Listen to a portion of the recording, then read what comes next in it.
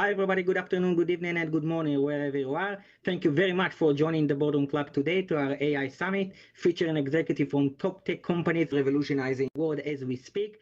My name is Yossi Garmazi, and I'm joined here also by a former classmate and a good friend of mine, Alvaro Jimenez. Alvaro? Happy to be here, Yossi.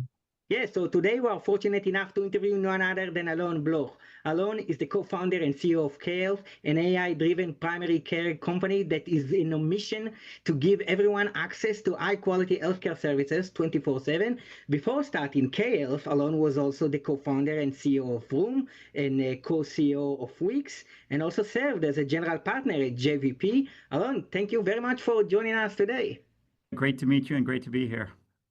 Yeah, so Alon, I thought to start first of all with an easy question. If you can share with us what led you to the tech world in the first place. Serendipity and curiosity. I don't think there was a specific plan in motion. I went to business school like you guys, and after business school, I went to McKinsey because I didn't really know what I wanted to do, and this was the late 90s. And before business school, I thought business was actually quite boring, and I didn't know what would excite me. Is it the international angle? My background was in biochemistry, so I didn't know maybe I'll do something in biotech. I wasn't really sure. And then in the late 90s, the internet boom happened, and all of a sudden it looked really, really exciting. Technology plus business, the ability to create new business models.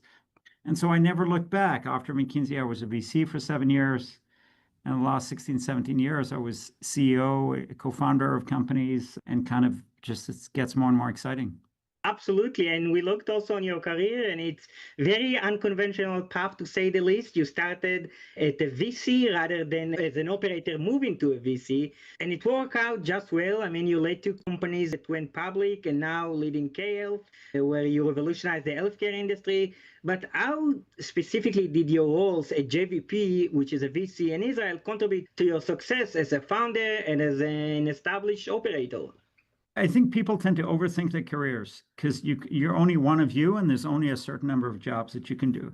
So people, whether they're from the US or globally, they come, maybe they're doing an MBA, maybe they're a lawyer, maybe they're a scientist, and there's all this pressure. Oh, I need to do this, I need to do that. Either people are focused on making money or focusing on just getting an exciting job, or everybody's like under a lot of pressure. And the reality is you need to think about what interests you and focus on that. I don't think my career is unconventional. I just think people tend to overthink structures as opposed to what they enjoy doing. So if you're motivating by the intensity and curiosity and ambition of building things, I can't think of a better place to do it than in tech or in biotech.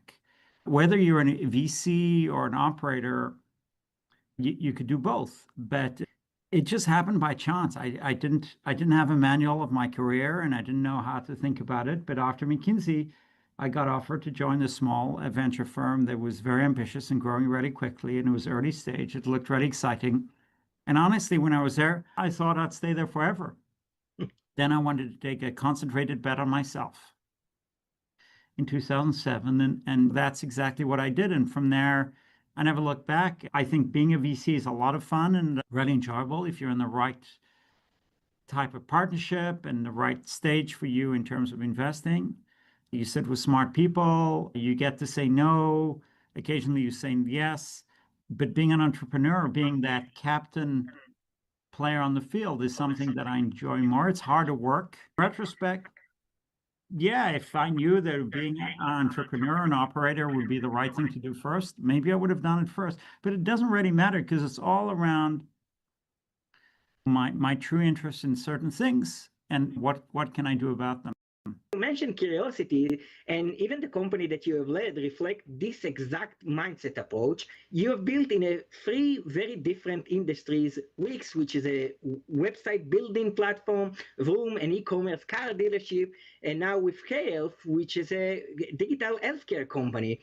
Alon, when building a new company, how do you decide which problem is worth solving? Well, first of all, I changed because I got more experience, I got older, I had kids. So, your life perspective and views of things change. your comfort of doing more complex things. I think K-Health is a company that does AI in medicine is not something I would have done in my beginning of my career. That said, some people are very successful with super ambitious projects, early on. But I encourage you to look at it a little bit differently. These are all major pain points for people, whether in Wix small business or in Vroom in buying and selling your car, which is a major asset, or in K dealing with healthcare and medicine and getting better. All these things could be done much better using both technology and data. All of them involve superior ways to access what you need at the right time, at the right place. And all of them are consumer empowerment. Now, healthcare also has doctors, it has insurance companies. It's a dramatically more complicated value chain. It's also a very important value chain. But all these things are quite similar. And learning business models, the problem is not the business model. The problem is what needs to be done. Do you have an idea of what to do better? Why would it work? Those are the bigger problems to do. It's not learning an industry. If the three of us went and decided to build an airline, understanding how the value chain of an airline, in a few weeks, we can understand it, right?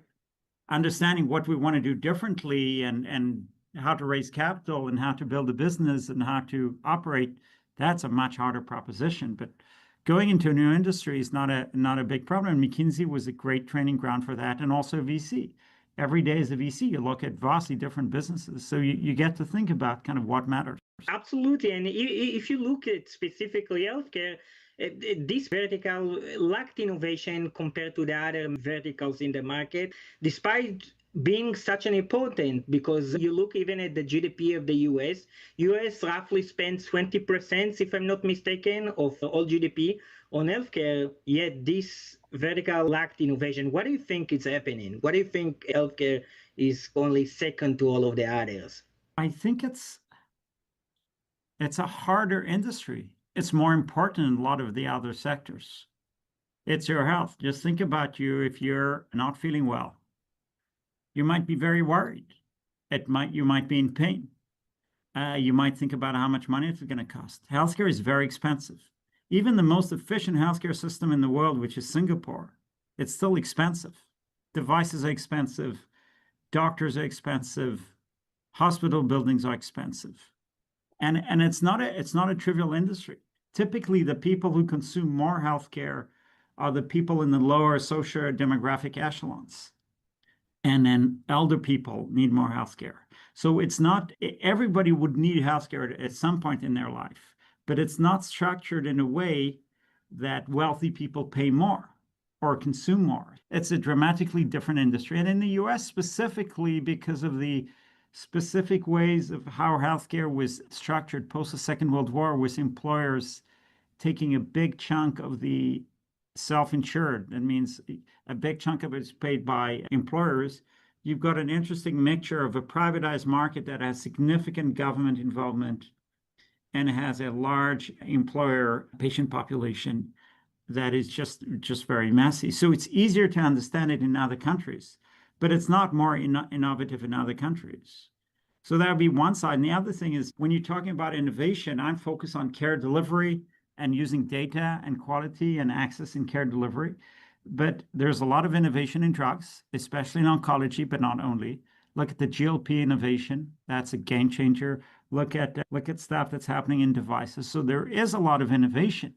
How quickly it rolls into your clinic or your local health system, and how does it get reimbursed and how it's managed, that's a more complex ballgame. But I would encourage you to look at it more like, I don't know, the defense industry or government or education. And all these industries take a lot of time to do change. They tend to be more important. They tend to be more regulated.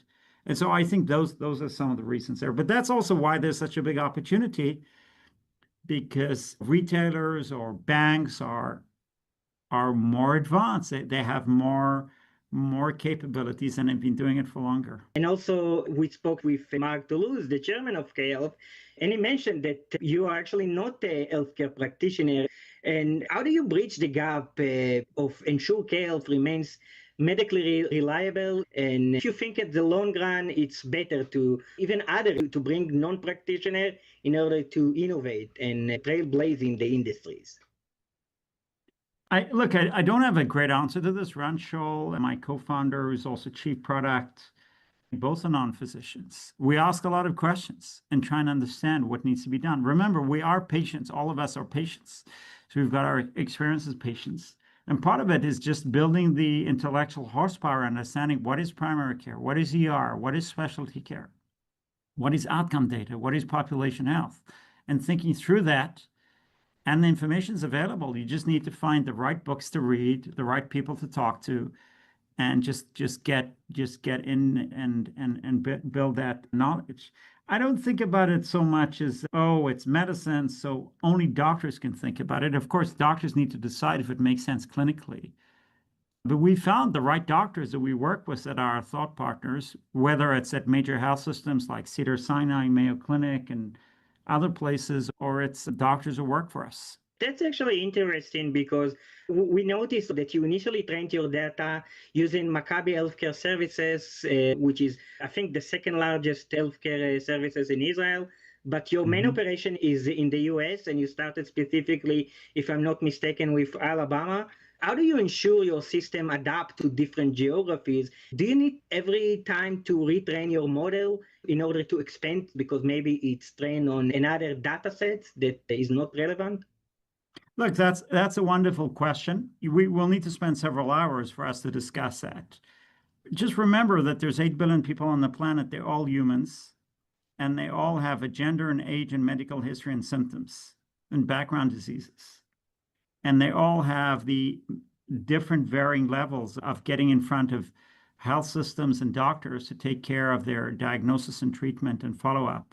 So a lot of medicine is common. If somebody's got glaucoma or somebody's got a sinusitis, maybe it doesn't matter where they are. Of course, you have endemic diseases, you've got genetic variations, you've got things that impact people locally. But I don't think in most cases this is something that is well understood in medicine today. So a patient might be a tourist or came back from Africa or Latin America, and they come back to the US, they'd still be treated as an American patient. We have a lot of advantages in our ability to personalize a lot of data sets. It's never ending. Every one of us is slightly different, and yet we all have a deep common thread. So how to build it? Well, in stages. We have the most interesting data that we have is our own patient, because we learned from our own patients. We've seen several million patients in a closed loop system, and we learn from these patients. And that's the best way to train and improve our systems. We also license Mayo Clinic's data set. We have access to the de-identified data of our underlying patients. And again, that's a wonderful way to learn medicine. Fundamentally, medicine is based on all the patients that all the doctors saw previously. That's how it started. Western medicine in the second half of the 20th century started that way, and that's how we built that capability. Your doctor that you saw built their experience in seeing other people. Yes, they went to medical school. They also learned from other people in other cases and got better and better. That's the same thing that we're doing here. That's super insightful. And Allon, last question for myself before we moving on to Alvaro is that we looked into your portfolio of products, and it's very broad in terms of primary care, medical, weight management, urgent care, and even mental health. But is there any specific sub-vertical in healthcare that you wish to tackle next with K-Health? All these things you mentioned are all primary care. And primary care, the main focus of K is the ability to build primary care that is integrated and has a continuity of care. And that means if somebody's got diabetes or hypertension or a heart condition, how do you manage them before, during, and after? So you ideally avoid the chronic condition, and then if they have it, you manage it very tightly. That's a big unsolved problem in medicine today in any health system. Of course, if you're heavily motivated to do it, there's a better chance of success. Hopefully you can prevent the chronic condition, because anybody who lives in America should be careful not to be pre-diabetic. And if you're pre-diabetic, there's a high chance you'll be diabetic. I'm talking about type 2 diabetes. And if you type 2 diabetes, it's 8 years off lifespan, and you're a higher risk for many, many conditions, including heart, certain cancers, All these things are connected. But what you describe right now, mental health, depression, anxiety, is highly correlated to people with chronic conditions. GLP and weight loss is highly correlated to a whole host of conditions, from diabetes to kidney issues to sleep apnea, and maybe down the road to Alzheimer and other things. So all this stuff is primary care. When you see a doctor, when you see a great physician, the doctor is not necessarily just focused on one area. They're trying to help the whole of you, whether it's a weight issue or anxiety or depression issue or an acute issue. All these things are connected. So we tend to think of as patients, we tend to think of medicine as some kind of movie where somebody's coming in with chest pain and it's either a panic attack or a heart attack.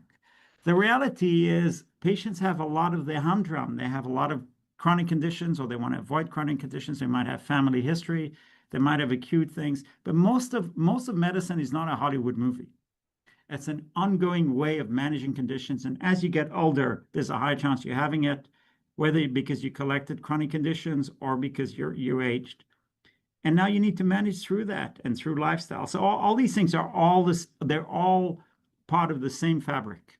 And that's quite tough to do. Most Americans don't actually have access to true primary care, true integrated care between primary and specialty, the ability to manage easily their chronic conditions or avoid it.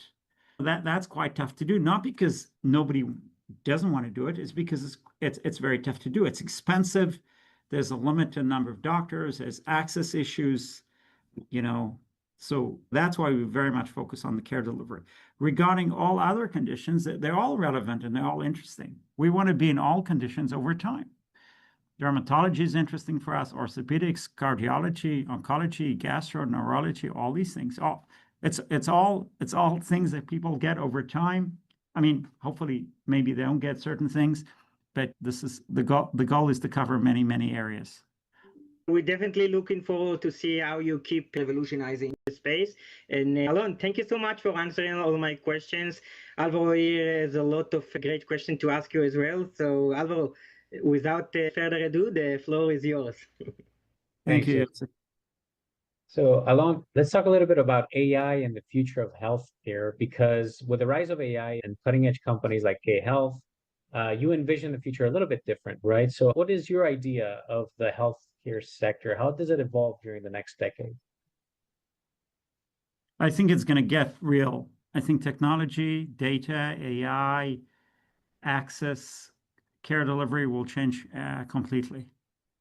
But maybe not in a way that people think about. For starters, AI agents are going to be able to be much more personalized around your health. That means it's going to be with you all the time, whether through a wearable or a cell phone, and it's going to be proactive and it's going to manage you very, very closely if you want.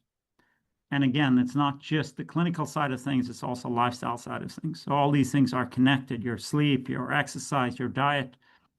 And I think the world's going to move into that. I think it's going to move towards the streaming of medicine as opposed to an episodic visit once in a while. So that's kind of one core thing. And the other thing is, just think about it. If AI agents can be very, very smart and can engage with you in a really high quality manner and talk to you about your diagnosis and treatment and do a follow-up with you and check in on you, well, you've freed up doctors to do a lot of different things. There's a huge shortage of doctors, and you can create an abundance. So in a world of abundance, in the world that getting medical advice, getting a prescription, getting referral, doing a lab, doing a follow-up is much, much easier. How would you build a health system, a care delivery that will work in a very different way? And that's something we're thinking about. It takes time. You need to build trust. You need to think about all these different things. But I think even in 5 years, even in 2030, we're going to have a very different doctor visit and a very different office of primary care. And going back to those agents, to that AI, K-Health has been developing the AI tools for over 7 years, well before the AI boom. So do you think that being an early mover has benefited K-Health, and how? Because there are some barriers into adopting AI and integrating it into healthcare. Like if you think about, just let me just take one of the words in AI. The second word is intelligence. If you can inject intelligence into the doctor-patient interaction and then into the outcome, I think it's massive. Look, we've been doing this for 8 years already. And we certainly benefit also from Gen AI, and we built a lot of Gen AI into our capabilities. The way I look at it is there's room for so many players. There's so many things to do. If the three of us sat in a room, we could think of 10 companies to build in healthcare. There's 10 different companies that I can think of. There's probably 1,000 different opportunities. I'm not even talking about biotech and devices. There's so many basic needs that need to happen. And so for me, we'll have competition. Hopefully, we'll have people who will go out to the market. The reality is people are looking to use AI for everything. People are going to ChatGPT and consulting it about their medical needs. Maybe it's right, maybe it's wrong, but it's not connected to the health system. So the way I look at it is we need the AI models, but we also need a system, because you need to get a prescription and a diagnosis and a referral and a follow-up check and an annual wellness, and all these things cost money and need to be part of a system. So we focus on both these things. That's why we partner with major health systems, Mayo Clinic, Hartford Health, Hackensack Meridian, Cedars-Sinai. We also partnered with others. I mean, the reason that we want to do that is because they have the patients, they have the medical records, and that's how you need to be part of the system. Otherwise, you're sitting on the side in a marginalized manner. Exactly. And well, it was touched upon earlier with Yossi, the access to training data is fundamental, and you need a lot of it. So are healthcare institutions open to sharing the data that you need? Yes, in the right setting, in the right time. Data is not our issue. Everybody asks me all the time if we need more data. No, we've got a lot of data. The problem is not the data, is what to do with it. Let's assume for a second you went to a major health system and you were able to license an anonymized set of data. What would you build? What would you ask? And you were able to hire OpenAI's data science team or Anthropic's. What would you build? There's a lot of things that you can do. There's a lot of data and there's a lot of problems. There's never-ending amount of things that need to be done, from long-tail genetic disorders to run-of-the-mill ongoing chronic or acute issues to population variations to lifestyle. But getting the right kind of data and solving the right kind of problem is that part is misunderstood. The problem is not just accessing data. And what about the prevention of bias in the AI? Because something that we treated with other companies, how do you ensure that K-Health's AI provides equitable and high-quality solutions for all populations? Well, the simplest answer is we test the stuff first in the lab, and then we have doctors rigorously review it. I think people say it all the time. It's like things that people say to each other. Well, AI is biased. How do I ensure it doesn't have a bias? Who's biased? Humans. Yeah. Humans are already biased, not because they're bad people. It's because you see somebody who looks really, really healthy.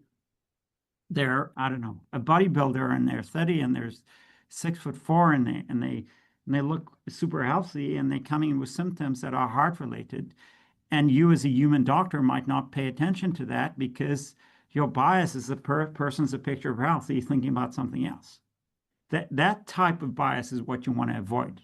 But you also don't want to send people all day long to the ER. Just pity the primary care physician. They're sitting there.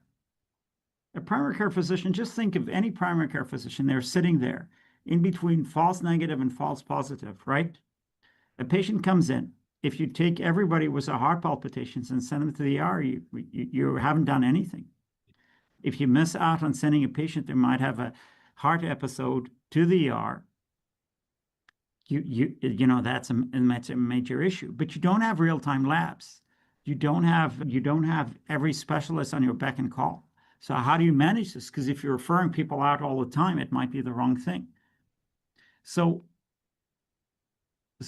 just bear it in mind. Medicine is not working in some kind of perfect world. It's working in a real world setting with the complexity of patients, how they describe their symptoms, how much they share, and doctors' knowledge. So bias is part of that. What I try and avoid is confirmation bias. I don't want doctors to be influenced necessarily by what our AI thinks it is.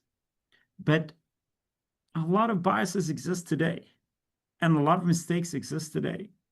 So that's my view. AI, in the case of K-Health, is built by humans for humans. It's not some kind of rogue machine that decides everything on its own. So those will be the ways that I kind of look at this stuff. But these are really important things. This is not move fast and break things industry. You need to be very, very thoughtful and very, very careful. You need to think through what you're doing. You need to think about the patient. You need to think about the doctor. You need to think about, do you have the correct data? So these are really, really complex, multifaceted problems. Whatever it is that K-Health is doing with their AI, it looks like it's working, because last year was a record. You ended up with over 3 million patient visits, $54 million in revenue.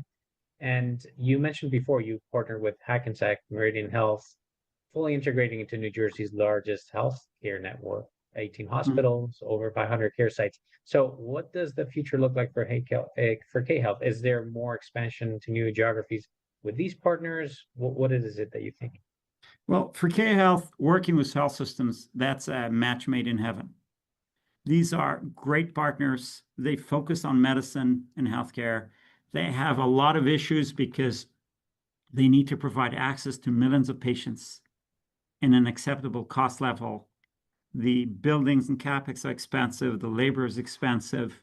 So being able to build a very accessible primary care that's very efficient, but also extremely high quality, that's tied to population health, that's tied to specialty care, is something that the chief medical officers and CEOs and heads of care delivery in health systems think about a lot. They have also the patient, they have the medical record, and most of them have all the way from, primary care, urgent care, ER, specialty, to all the way to tertiary and quaternary care, all the way to organ transplants. So for us, this is fantastic. I think we can help them a lot, and they can help us a lot. And I think it's a massive benefit to the local population and society. Of course, you need to be ambitious around wanting to do that. So I think we'll do a lot more of those. We like these partners. We think they're the right ones for us, and we think it's the right business model and go-to-market for us. All right. Before ending the interview, I want to ask you 2 lightning round questions. One of them is, do you have any hobbies outside of work? And finally, if there's a good movie that you would recommend to any of our listeners. I should have read the questions before, huh? Regarding hobbies, is easy. I love, as an antidote to working and technology, is just nature and animals and walking and hiking. So anything I can do around that is great. I also play squash when I'm not injured. I also love running. So any exercise and sport I can do. I also have family and I have kids. So if I can spend time with them, that's stuff I do. I love travel. So no shortage of things I enjoy doing, just shortage of time. Regarding movies, there's so many great movies.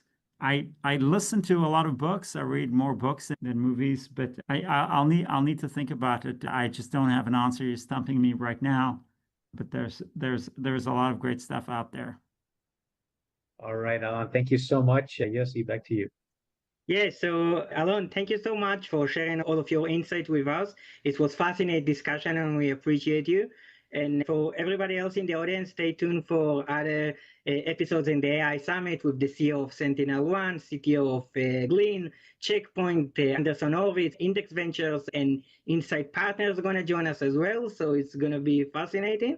And Allon, thank you very much again. Thank you, guys.